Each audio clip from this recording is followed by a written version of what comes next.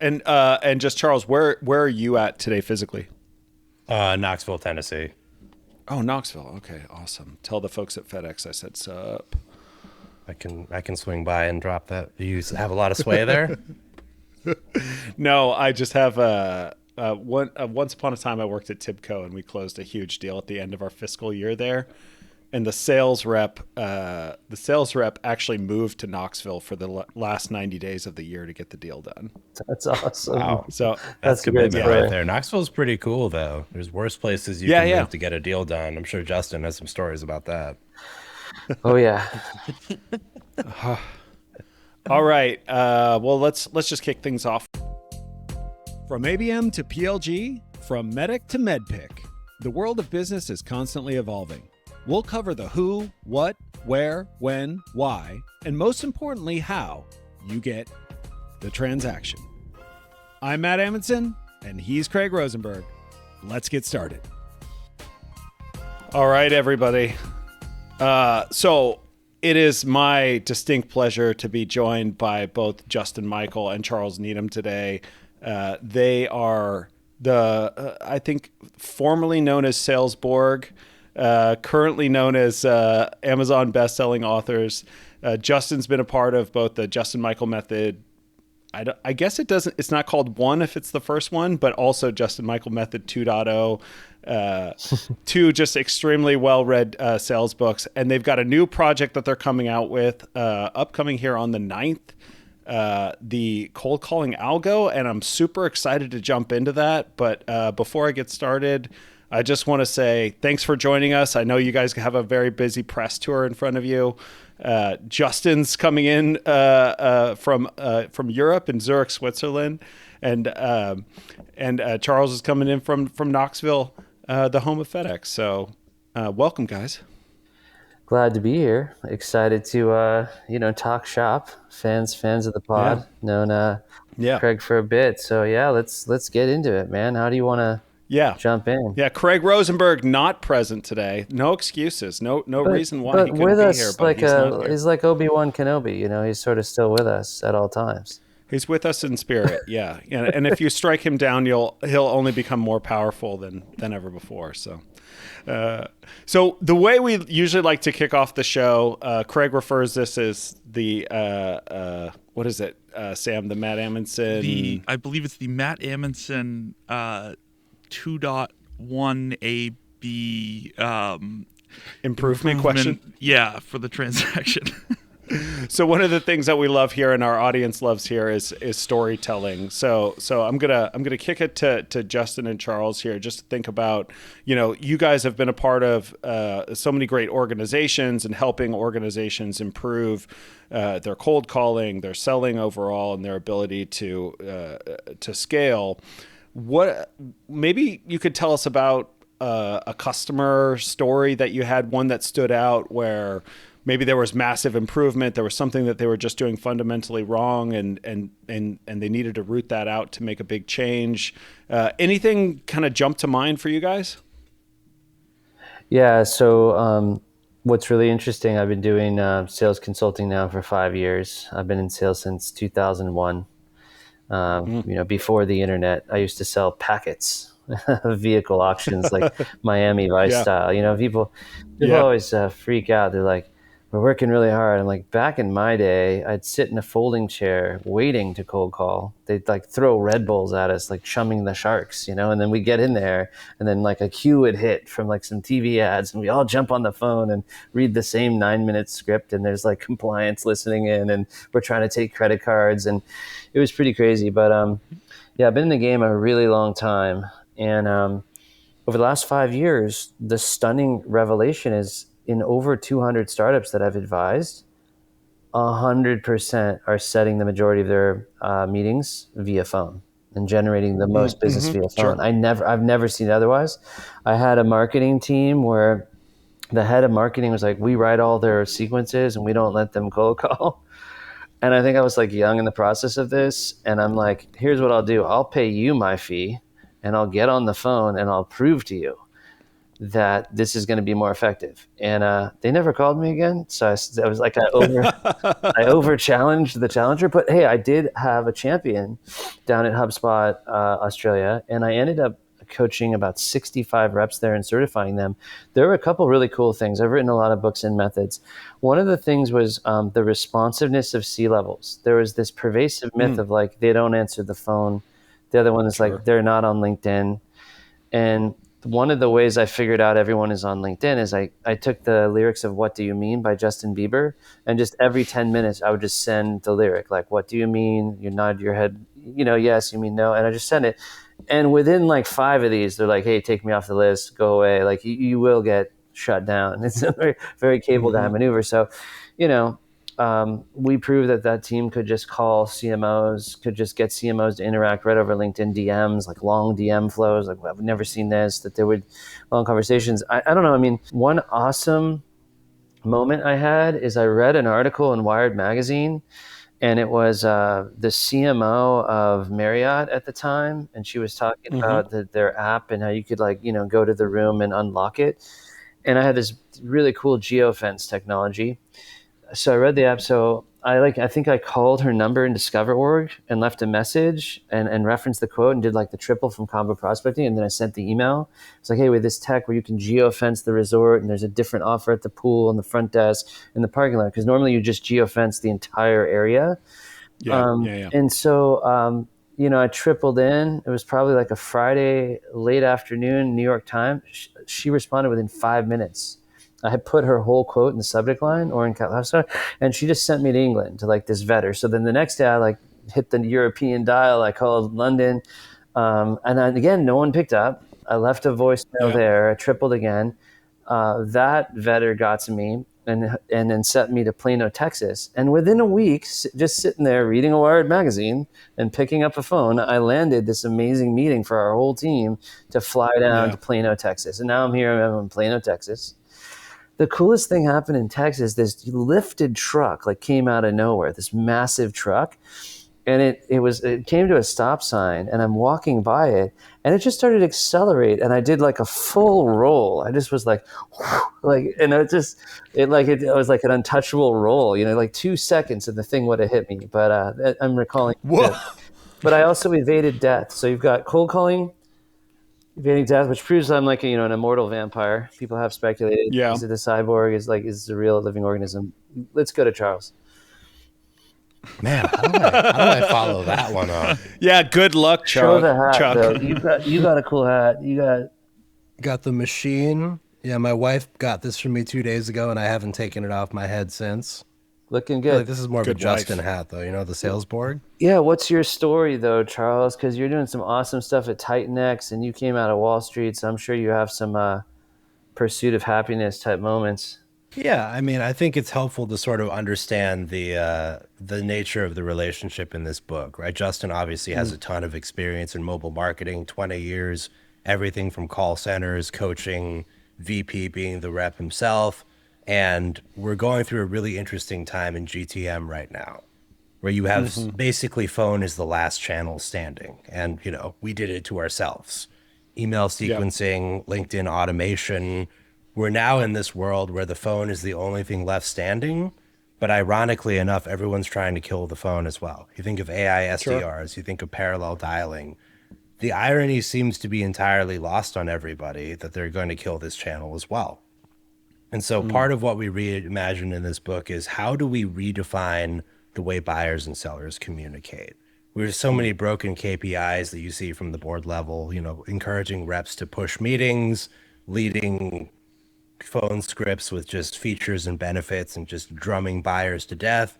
And, I'm a poker player. So what I see is that there's a sort of interesting feedback loop, right? The sellers adopts these tactics, buyers then develop defense mechanisms, sellers come up with new ones. So it's this sort of awful race to the bottom.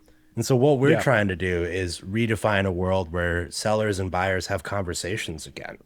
And sellers first and foremost catalog the market. They understand their buyers. They take that feedback to improve products that then improve customers' lives. So it becomes a virtuous feedback loop, but it starts with awareness around the idea that cold calling is a mechanism to survey the market and have conversations. rather than going in there like 8 Mile M&M style, one shot, one opportunity to book a meeting. So that's sort of where this all ties in together.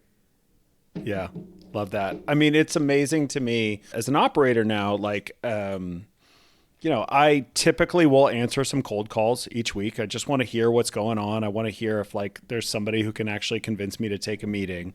And it's shocking to me how many times I'll just say, oh, well, I'm not in that category, or I don't have that problem. And they're like, well, would you still like to take a 15-minute meeting? And I'm like, I don't know why I would, right? Like, I think people are so conditioned to end every single cold call with this, like, will you take a meeting with me? Even if they hear that I'm not qualified, even if they hear that I'm not in the right category, even if they hear that I'm not the right person, like, hey, I'm not a CFO, like, I don't make decisions around, our ERP solution or something like that. They're like, yeah, but like, you should really see this. And it's a little bewildering to me because I began my career in tech leading an SDR team. And so all this stuff was very near and dear to my heart, like over, for the first 5-6 years of my career. And I still have a BDR team that's in my remit now. And it's just crazy to me the way cold calling has gone and what I hear on cold calls nowadays. I mean, this is, for decades, there was all this great information being pumped out on LinkedIn, and it feels like people have, sort of either shut their mind off to that in favor of technology, or their brain has gone to, well, we need more volume-based metrics. It's more calls, more emails, or maybe just the proliferation of tools that allow you to do so much volume in so little time. I guess I'd like to ask you guys, like, how did we get here to this point where there's just the quality of cold calling has declined so rapidly? I might let it rip now. So go. Let's get into it. How do I do this in creative destruction in a loving way? Okay, we'll start here.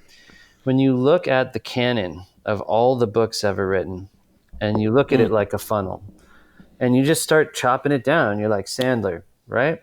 There's some semblance of a top funnel, but it's not really focused on tofu. It's more of a mofu bofu. And if you don't know what that means, you're probably new to the pod, right? Then you go to things like Challenger. This kind of assumes you already got the fish on the line, right?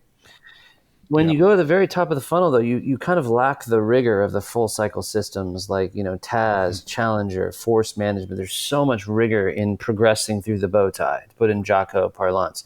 At the very top of the funnel, you get almost more of a B2C motion, where you've got Wolf of Wall Street boiler room stuff. You got the Grant Cardone. You got the, some of the traditionalists or phone people. And there's good stuff. We love Art Sobchak. I mean, he's amazing. He's anti-PBO. He's somebody who's been in the game, sort of the godfather.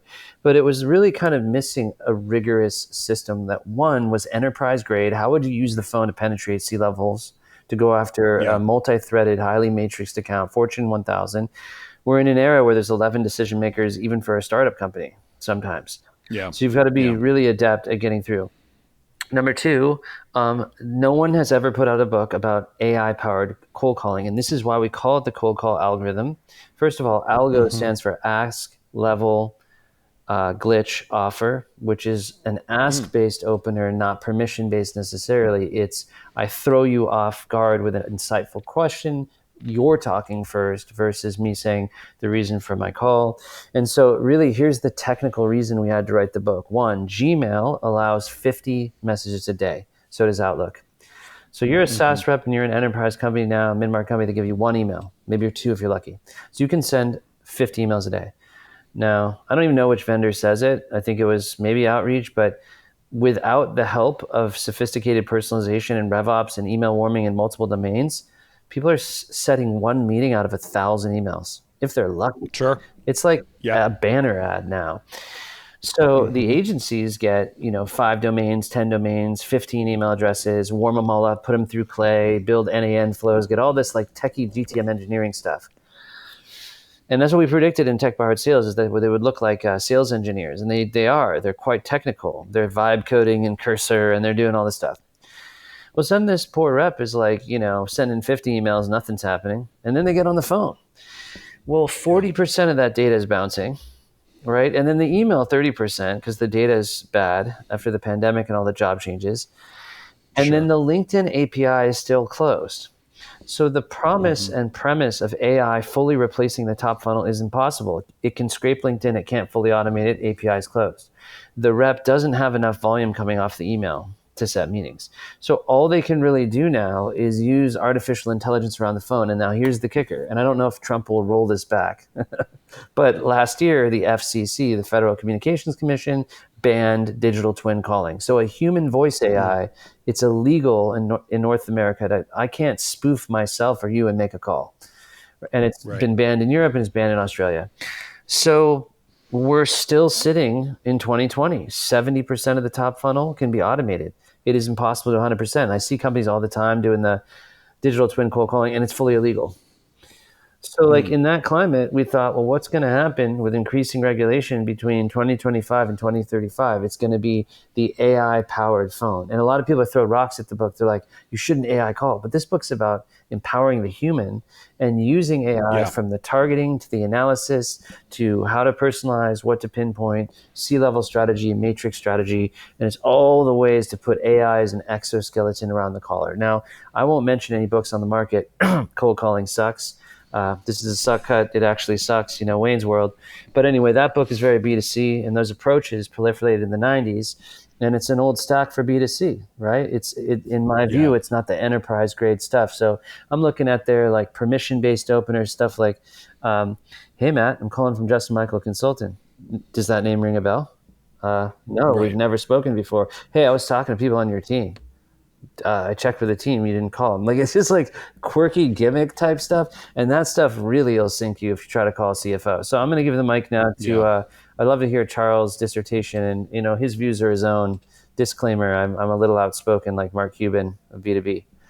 So what do you think? Throw some rocks, Charles. I mean, did I offend you? Not yet. We still got plenty of time though. Yeah, we got 39 minutes left.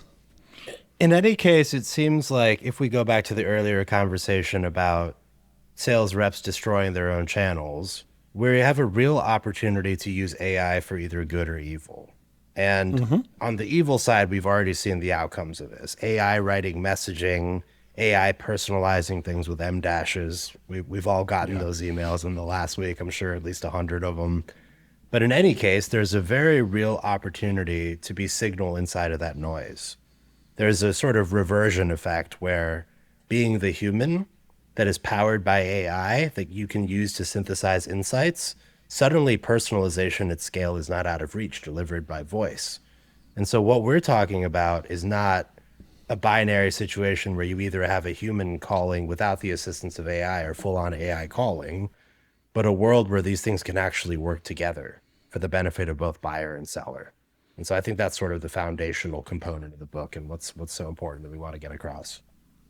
Yeah, I've heard Justin say before that like the ultimate, sort of OS for AI or the tech stack, I guess, but AI in this case is still a human being, right? And like, I think one of the things that everybody's a little bit worried about, especially like coming on the heels of the Anthropic CEO saying, "Hey, 50% of white collar jobs, entry level white collar jobs, are going away," is people are scared. Like, I have kids. Many people who work in tech today have kids. They know if their kid's not going to be an engineer or a finance major, like they got to get their start as like a BDR. Is that job going to exist? How are we going to break them into the market? So. Maybe we could talk a little bit about like what you're seeing as a winning strategy when the human being is being employed as the operating system for a lot of these AI technologies. Well, we're in the fourth industrial revolution, and every industrial revolution has created jobs. And so it's funny, Kai-Fu Lee wrote a book called AI Superpowers about sort of the rise of the dragon in China. So my book, Sales Superpowers, I think was a subconscious or a Freudian slip to that. And so there are 750,000 SDRs, according to Tenbound and Dave Delaney. And I believe that number, instead of shrinking to 200,000, I believe it's going to grow to 2 million. Now, will it be called an SDR? Maybe not. It may be a human operator that has the output of 20 or output of 100. But I think we're going to see, because the SaaSification of everything, SaaS is eating the world, I still feel like there's a lot of movement toward more SaaS models and more predictable revenue and more need of supply chain. So I've taken a really controversial stance. For the longest time, I thought that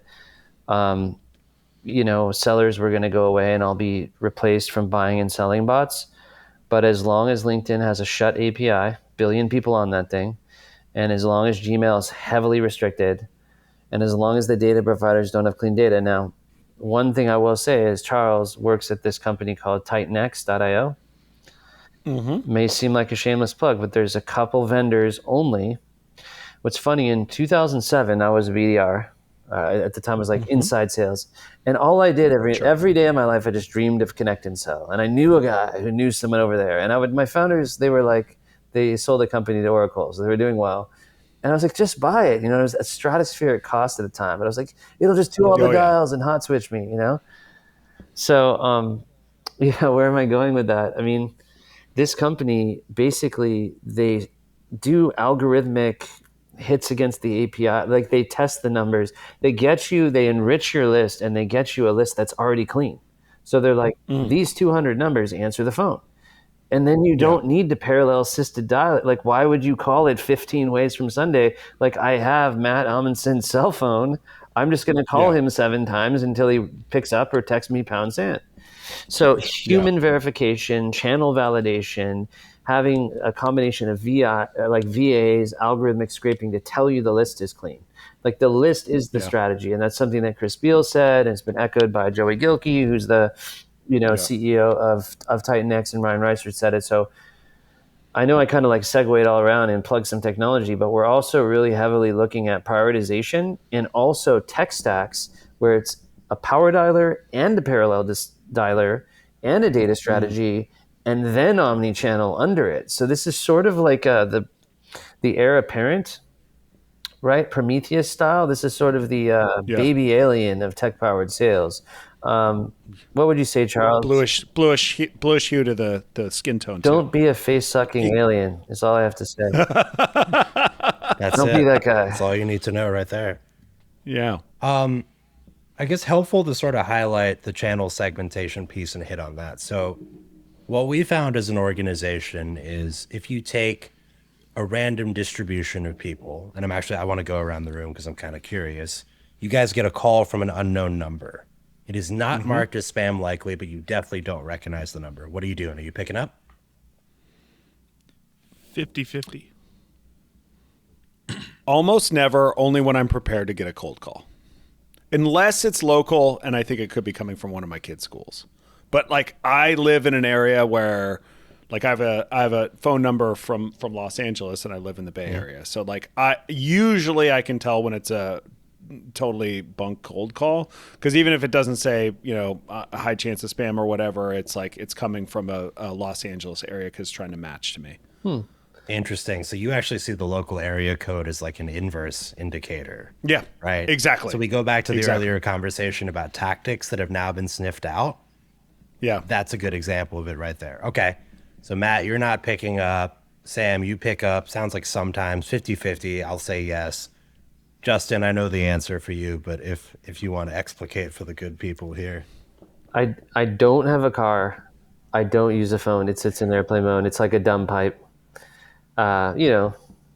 Jason Bourne of executive coaching, on the run in Europe, not in a witness protection program. Here I am on the call, but maybe, I don't know. Yeah, could be. So just play with that. But yeah, We'll disguise the voice. But you know what it is? Actually, my mom's 75, and she just leaves these voicemails like crazy, and it's like the best thing ever because she can't. It literally, if you call my phone, it's like doo-doo-doo, like it's like out of service, but it does work if you text it. Anyway, Charles, where are we going with this? We're going to go with the fact that you are not a phone picker-upper. We'll go with that. Yeah. But what we found is that there's an interesting power law when it comes to reach. So there's about 20% of the population that will pick up cold calls. They see an unknown number. They think it's kind of interesting. They're happy to take a call. The problem with that is, and I'm sure you guys know people like this, 80% of the population treats cold calls like jump scares in a horror movie. They see their phone ringing, they're freaking out, they're Googling the number. They'll do anything but pick up. Doesn't matter how many times you call them, what area code you use, what time of day, doesn't matter. So at the end of the day, unless you're equipped with that information in advance, what can you do but call everybody? And so this is where the parallel dialers have come in, right? They've basically Right. just said, you know what, pickup rates are low, so we're just going to bomb absolutely everybody, which ironically drives pickup rates lower, but that's neither here nor there. But at the end of the day, the root cause issue is that you're calling people who don't pick up the phone, you're emailing people who don't answer emails, and you're sending LinkedIn messages to people who may not even been on the platform. And so the amount of noise in the channels is just getting exponential. And so at the end of the day, if you know who picks up the phone and who doesn't, and you just call the people that pick up the phone, suddenly you're meeting everybody where they are. You're calling people who want to pick up the phone, you can have a conversation with them, and then you can action other people separately. So that's sort of how we look at it, as opposed to just going at the volume approach.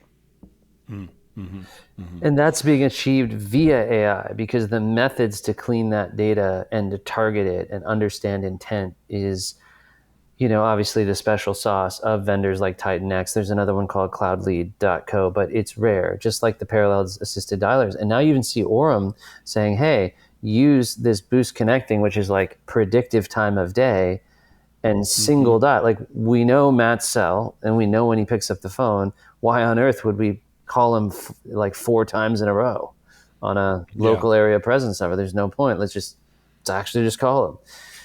And so I think the thing that tech-powered sales got right is the return to innocence. Is at the end of the day, we have this generation of literally 1 million hunters, and they don't talk to humans that often. They sell 36% of the time, and they talk to 5 people every week.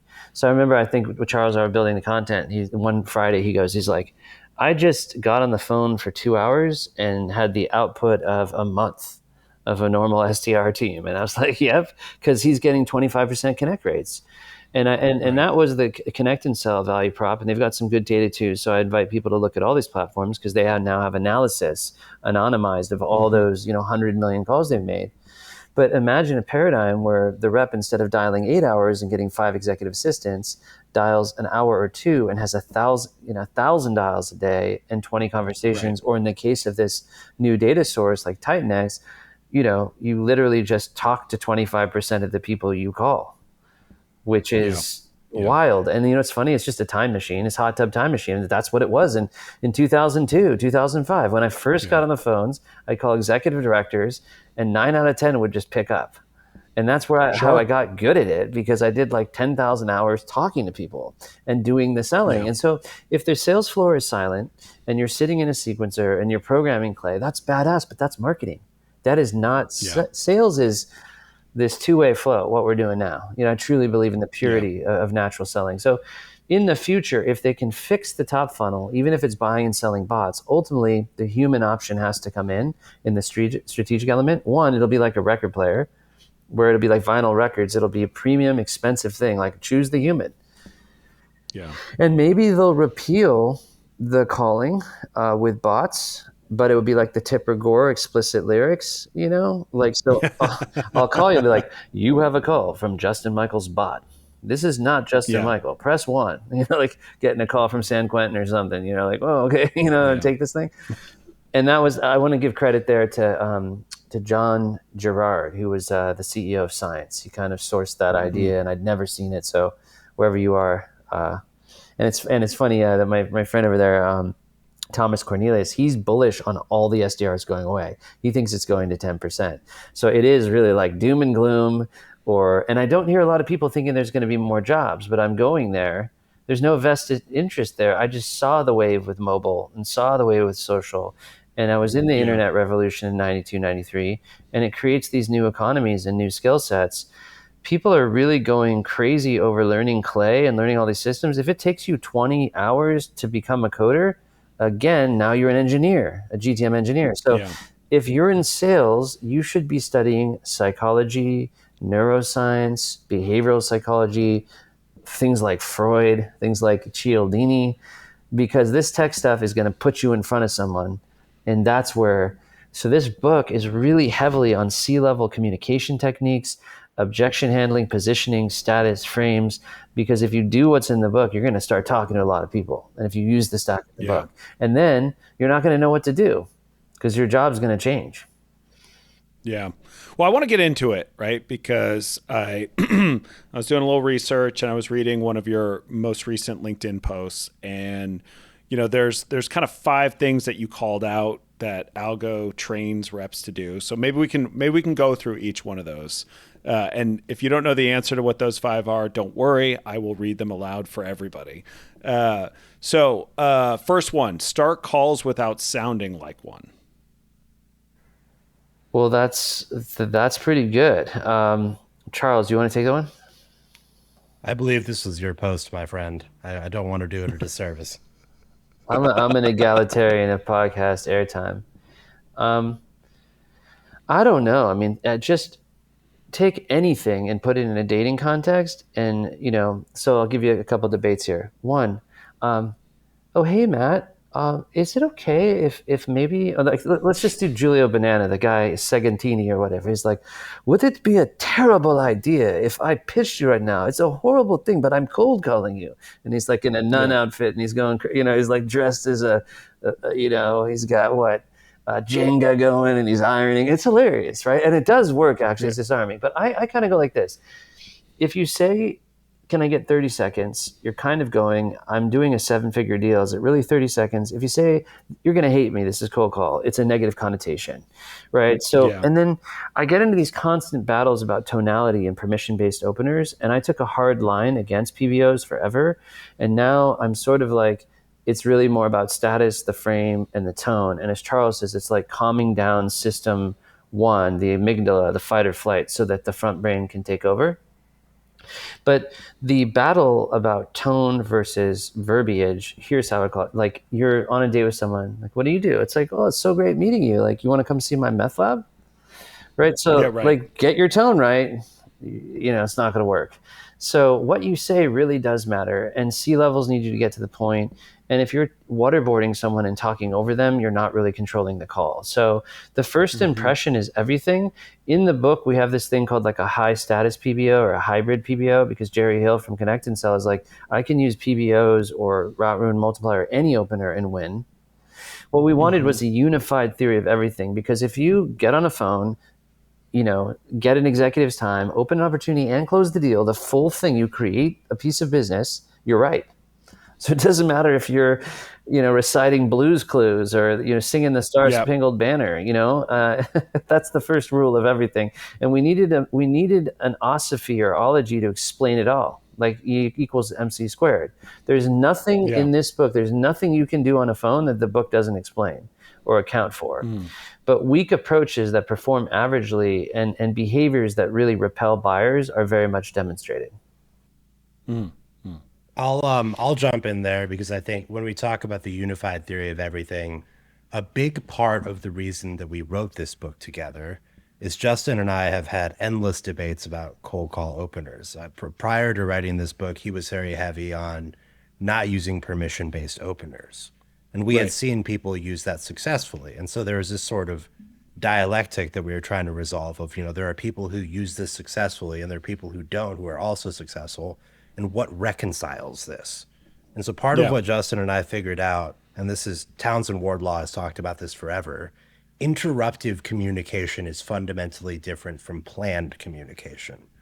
And successful interruptive communication has a couple principles. One, you have to create curiosity. So imagine if you go up to somebody in a grocery store, like, did you see what happened outside? You immediately hook them, right? Yeah. So the curiosity is a big element there, but you also have to draw a fine line, because the human brain is constantly scanning for threats. I think Townsend calls this the crocodile brain, but it's that sort of very primal system 1, system 2 binary. And so with the system 1, you're scanning for threats. And so you have to generate intrigue, but you also have to calm down somebody enough that they're willing to listen to you. Part of that is tonality, part of that is control. But at the end of the day, the reason these PBOs fall flat is because if we go back to that buyer and seller strategy, sellers have heard that so many times before that you're not engendering curiosity anymore. You're engendering irritation. And so if they're able to bucket you then regardless of whether it's a PBO or a non-PBO, you're dead in the water. So generate curiosity with your opener and then also calm them down. You have to be able to do both. This stuff is so rampant, it's become like pickup lines. It's like, and I make jokes about it because, Aaron Ross had "Did I Catch You at a Bad Time?" And then like when I hit the Valley in 2012, or 2015, I guess the book was out, everyone was saying that. And why it's cool is because "Did I Catch You at a Bad Time?" It gets them to say no. So like I think it was Josh Braun, or maybe it came out of Chris Voss, but it was like, hey, would it be a terrible idea to meet? And then I had one would be like, would it be an excruciatingly painful idea to meet? I'm just like turning that up to 11, But these things become tropes, and they become word out. It's like, hey, this is a cold call. Want to roll the dice? And all of those humor approaches go back to Sandler, because his, golden phrase from the 60s, I think, was, hey, this is a cold call. I hate making them. You hate getting them. And the prospect would laugh. And that humor opener still goes back. But it's time for a refresh. We need some new ideas for how to open phone calls. This book has like 25 different openers and some fundamental shifts. So let's go to the next one. Okay, let's go to the next one. Diffuse objections before they form.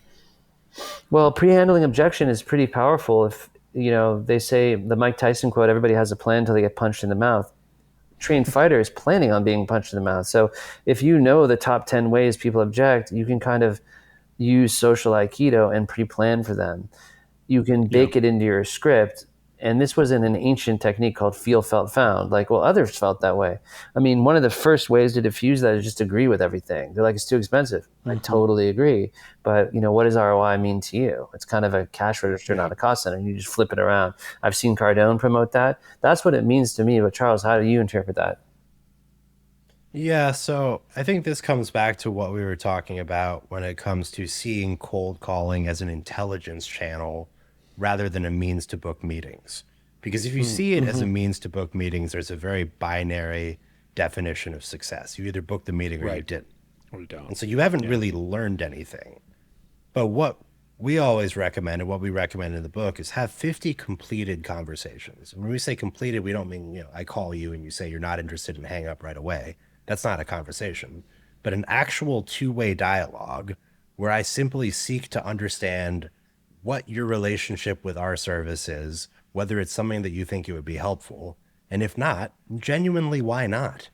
And if you look at a sample size of 50 or 100 of those conversations, you will see trends. And then you can take those trends and surface them at the top of any script you have. I know you're probably going to, and you can even get really, really geeky with it, right? Like I had one that was like, there's a 70% chance that you're going to tell me you already have a vendor. But that said, right, like you can call things out up front if you have the intelligence and if you listen to your buyer. So that's sort of at least how I look at the handle objections up front. Ooh, I have one. Going back to the very first question. So this is one of the tale as old as time. So I'm coaching this team in the Philippines, and they have an accent.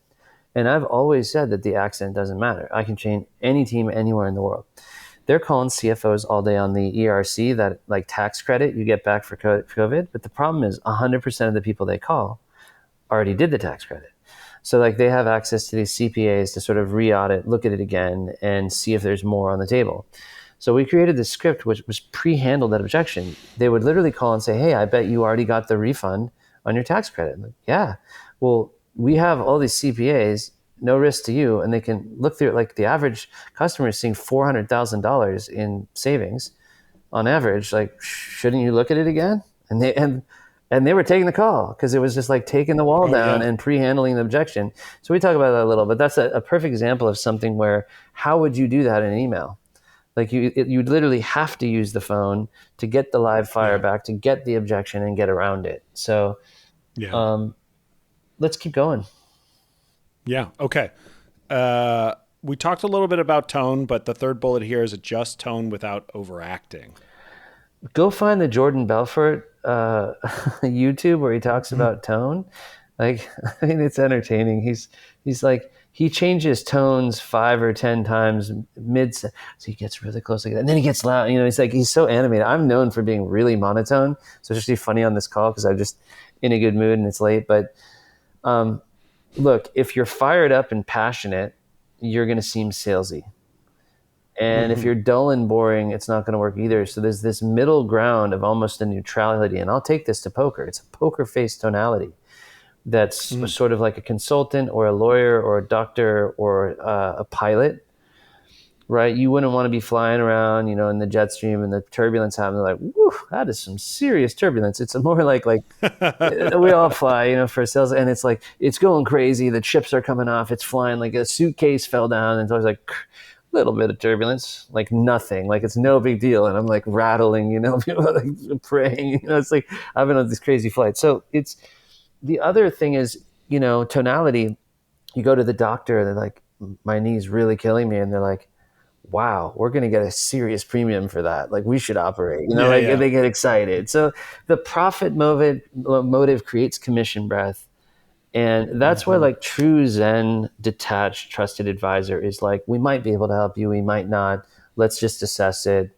I'm not really excited you're here. We work with Coca-Cola, you're Pepsi. Let's see if there's something here. So that's how I approach tonality, really neutral in the mid-range. In fact, when I listen to someone like Ryan Reiser call, it's also their tone is quite in the mid-range and they enunciate really well versus having their voice back here. So if you're a baritone, you were going. Charles, what are your thoughts? One of the things that I never hear about when it comes to tonality is slowing down your talking enough, and we talk about this in the book, to account for delays implicit with voice over IP, right? A voice over line. In most cases, there is some small amount of delay. And so when you're talking, you want to make sure that you're spacing out what you have to say such that the person can absorb it. Not to mention that there is a world happening on the other side of that phone. Somebody's in the grocery store, they're driving. And so you want to stagger out the information you give them so that they can process it. And if you don't do that and you get all excited and you run on, then you also run afoul of the salesperson stereotype. So when I open a call, I'd say, hey, Matt, this is Charles. You were not expecting my call. It's the first time I've reached you. So I'm like really dripping things in slowly, right? Because when somebody picks up the phone, their mind's going a mile a minute. Is it my kid's school? Did I miss an appointment? They're freaking out. And so step one with your tone is it's a mechanism to calm them down. And you can even see me demonstrating it like a little bit here, right? Like you're staggering things out, you're using pauses, and there's this sort of calming effect that comes from that. Now, I have another way, and I like that too, is, somewhere along the line in 2007, I was like, okay, Dale Carnegie said the most beautiful sound in the human language is the name. So I use the full name. So I call and I go, Matt Amundsen. And, it has an effect like this. Is this the FBI? Like, is someone die? Like, it also has a system one triggering effect, but being that I'm me, I kind of like to do things that are a little, edgy. So I'll call it like, is this Chad Kowalczyk? It's like Kowalczyk. But they're always stoked that you try. So like these big, like, Slavic names are the best. It's like, I'll go for it. I'll just go for the name. And they love it. And they correct me. And they forget it's a cold call. So this is awesome, like, pattern interrupt right up front. Also, you call, you're like, Chad Kowalczyk. They're like, this is Carrie Newman. Chad used to work here. Oh, yeah, I've been talking to Chad. Or you get the referral right off the top script. You're like, hey, who heads up your social media strategy? Like, oh, that's Pam. Talk to her. But I mean, I think in doing this book, you really realize that there's just different personality types. And when you're doing cold calling, you got to calm down the croc brain and let the front brain take over. The inverse is true for emailing. When you send all these dull emails that are generic, it hits the front brain. In email, you really have to use storytelling and pain and fear and suspense, the Netflix formula, to get people to respond. So what always holds true is people love to buy, they hate to be sold. And we call that the polarity shift. And we talk about it in the book. It's been a lot of my work. People buy emotionally, they justify with logic. So you have this brain, and the way it works is not aligned with the way people cold call and follow up. It's all misaligned. And we fix that in the book. It's a really short read. I would compare it to like The Terminal List or Jack Ryan. I mean, this is a very Navy SEALs sort of Jocko Willink memoir type of book. We're living in the right era for this book to even exist. Real page turner. It is. Nice. All right, I've been dying to get into this fourth one just because it's so eloquently written, which is collapse resistance through rhythm. That's a good one. Sounds like it was written by an author. Well, here's the thing. I've been told it's like a cat on a string. Like when I do calls, I tend to be extreme economy because like presidents have economy of movement. They barely move their upper body. And Joe Biden, like he can really not move his upper body. Like this is the funniest interview ever. They asked Trump once, like, why don't you work out? And he's like, look, I have a finite amount of energy in my life and I don't want to use it up. And I just love that. I say that all the time when I'm not in the mood to go to the gym. I'm like, I'm saving up my energy. But it's when you get extremely good at cold calling and you've spent hours, hundreds of hours or thousands, what starts to happen is you start getting this weird predictive effect where you can read the tone and you can predict how they'll object and you can pre-handle it. And it becomes like a dance. And so when I was doing cold call exhibitions on Discord and people were watching me, I had this really crazy thing happen where bad data would get into my dialer and I was using Connect and Sell. And this is a slightly prior, like 4 or 5 years ago. I get the CEO on the phone. He's back. He's like, I'm on my boat. I just sat down on my boat. And I'm going like, okay, it's comment.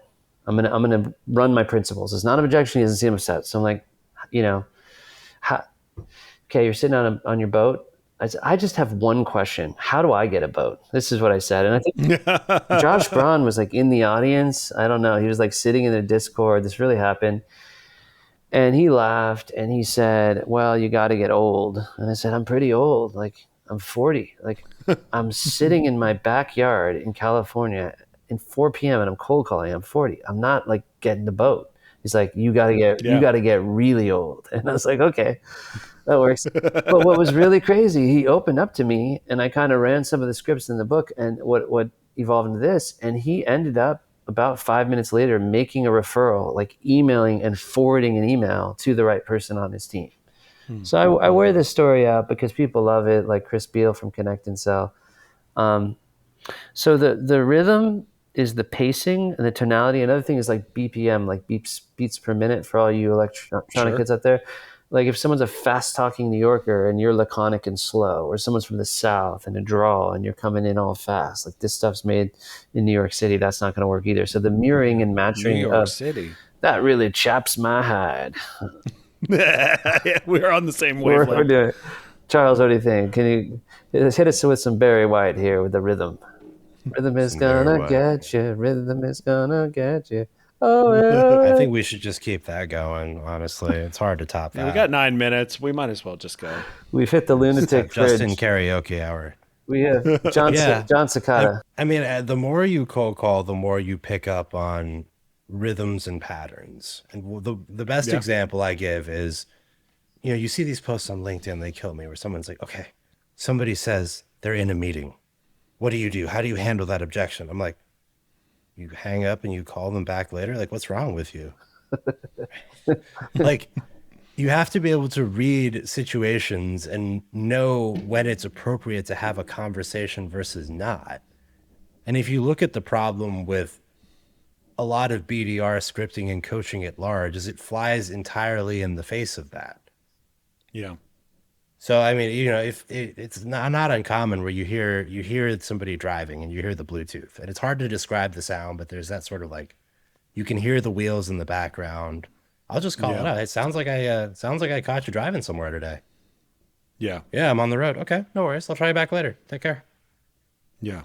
So there's a certain sense of, yes, you have to know when to push it, like in Justin's case, where an objection is an objection. I'm on a boat. Cool, I want a boat. Tell me more about that. And when it's somebody wants to get off the phone. Yeah. Because you can always live to fight another day, but only if you can read the room. Yeah. I've had like crazy experiences like that. They're like, I'm on vacation. Oh, where? I'm in Cabo. Oh, cool. which hotel you're staying at. That's cool. You go like Cabo Wabo Cantina, like I'll just start talking to them about their vacation. And they're like, oh, you're just sitting on the beach? Like, could I pitch you something right now? Yeah, sure. What's up, man? And they got full reception. They're sitting in Cabo. The other one is like, you caught me in the gym. I'm like, leg day? Yeah. Oh, and like, I just roll with this stuff because I just purely believe it's a comment or it's an objection. Well, where else can we go on this? Do we have one more point, or is that all of them? We got one more point. Yeah, we've gotten through 4, and here's the 5th: surface truth in under 30 seconds. Yeah. So there has been a lot of debate over how much time you get. Is it 3 heartbeats? Is it 5 seconds? Is it 7 seconds? I guess the legend and lore is that Chris Beal met Chris Voss, and they decided it was 7 seconds. And they said, could I get 27 seconds over time? And then I've discovered a breakthrough. And in the book, we validate that and show why that could work. But to me, as I would call people, I would use old techniques. So I would say like, hey, Matt, Justin Michael from Acme, the reason for my call, click. And I was getting tons of hangups on traditional why you, why now. And I figured it's because everyone sounds that way. Right. So what we're saying in the book with the paradigm of algo and the A is the ask is like an insight or it's a question where you kind of catch them off guard. You're like, when you're filing your tax credit, did you double check it with CPAs to see if there's additional refunds? Some kind of open question. Like, are you really getting the full benefit of AI? And I use this a lot with openers too on LinkedIn. The problem now is most openers and the first 3, 5, 7 seconds are closed, where you kind of just pitch from the front, where you talk over them, and so we're trying to flip that around and make the first impression count. We talk about in the book, like there's Jamal Reimer has this tech called Wiser.ai, and it's like an LLM thing. It's GPT that you can go in with you can look at the 10K, the 10Q, and maybe the Def 14 proxy statement, but you can create a POV, a point of view. So you call the scariest person you could think of, the CEO, the board member, the VC, and you're like, I want to run this idea by you. I noticed that you had to, you recently had to do some hiring in Singapore, and that's making me think that maybe your supply chain's been affected. Is that possible, right? And Joe Conrath said this way long ago. I started to call him Conrath's paradox. Is by being assumptive, you're consultative. Mm-hmm. So you can't be the empty suit anymore. You can't just call and say, what's keeping you up at night? You can't just say, hey, I'm calling from Oracle. We've got the best databases. You have to show up armed with a value hypothesis, and that's how, in the first 5 seconds, they'll be like, wow, how do you even know that? So, or you could be calling down in the organization and take that intel up. Where would you go with it, Charles? Another tool that I find, or at least a psychological principle, is people are always comparing themselves.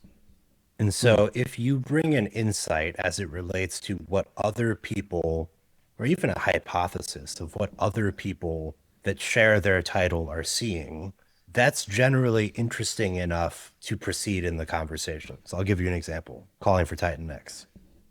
Matt, when I call other VPs of sale or sales executives, they tell me there's more pressure than ever from the board for reps to self-source pipeline. Problem, your reps are hitting the phone, but nobody's picking up. Does that sound familiar? Yeah. So you're relating things that you see in the industry, which then also gives you more of that consultative perspective, while generating interest, because people always want to know what other people in their industry are doing. Yeah. Yeah. By the way, Mike Bosworth called that peer curiosity creates peer envy. That's a good one. Shout out, Mike. Back in the day, related similarly, right? Back in the day when I ran the SDR team at Marketo, the one thing that I always found to be a big breakthrough for our BDRs on the phone was almost all marketers thought that their problems were unique.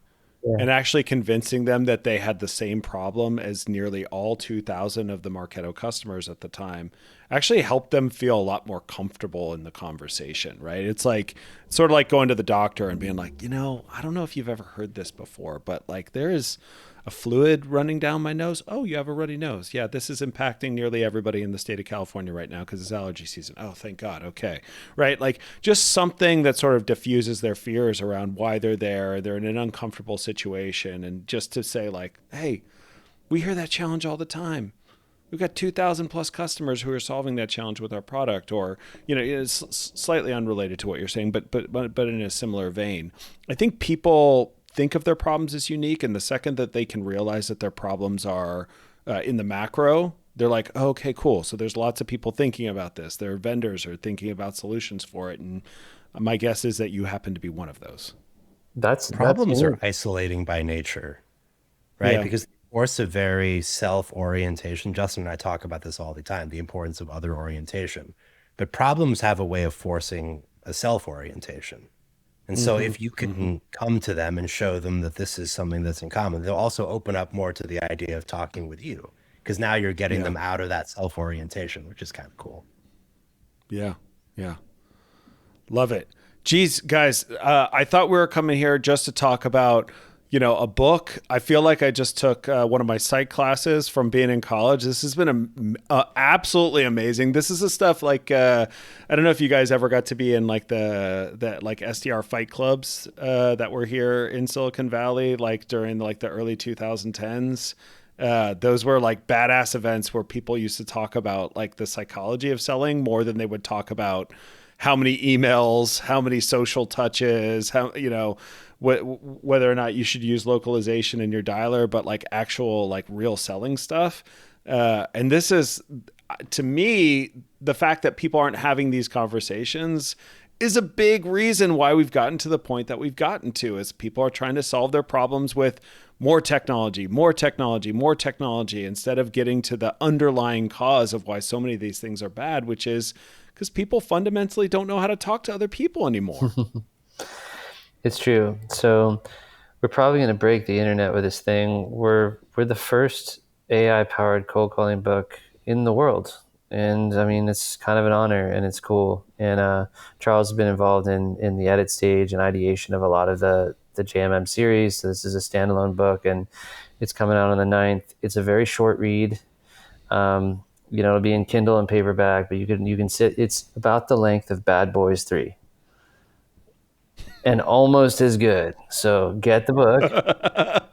That goes for Craig Rosenberg, a little Martin Lawrence reference. But yeah, it's sensationally, crazily thrilling and controversial the way it's written. But what we're probably going to do is just kind of redefine and deconstruct and kind of take the matrix down. So it's just thrilling to read. It's really fun. And I think every chapter, we have 14 chapters, each has an AI power play. At the end of the chapter, it has do this for the next 20 calls. And then it also has a tech stack. So it says use Clay to build this, or use this data channel, or use this conversational intelligence. And then we have a giant mega stack in there and all these Easter eggs and stuff you can get, and bonuses and scripts and prompts. So right now the website is coldcallalgo.com, cleverly disguised. Book is Cold Call Algo, and the site is coldcallalgo.com. ShamWow. Way to go. Pick it up. Yeah. And there will be links in the description and the show notes. And a portion of the proceeds goes to helping mend the rift between Elon and Trump. We do want them to get along. It's a key cause. Oh, man. Oh, well, you had me sold up into that moment. I'm kidding. I'm not kidding. No, I'm kidding. Okay. Gentlemen, it was an absolute pleasure having you guys on the transaction today. For those of you at home, like, order this book. It's going to be awesome. It's something that is controversial but exciting, and I think it represents the direction that we all need to be taking our teams here over the course of the next, you like projecting out to 2035 today. So for the next 10 years. I mean, the original title was, I think, Forbidden Tactics, AI War Games for the... what was it? Like the Killer Elite or Elite Reps or something? And they were like, yeah, you can't sell forbidden tactics to CROs. The publisher's like, this is the title, So we got the algo in there, but the fun stuff, like, it's kind of like the innuendos in there. So yeah, pleasure getting on the pod, and thanks so much. Yeah, thank you guys. Have a wonderful weekend. Have safe travels. Enjoy yourselves. Everybody pick up the book, Cold Call Algo. And have a nice weekend, everyone. Thanks for joining us for another episode of The Transaction. Craig and I really appreciate the fact that you've listened all the way to the end. What are you actually doing here? For show notes and other episodes, please visit us at thetransactionpod.com. Like and subscribe on Spotify, Apple Podcasts, or any other place you get your podcast from. Either you have walked away from your podcast device, or this is playing somewhere in the background. Someone in your house would really like for you to shut this off now.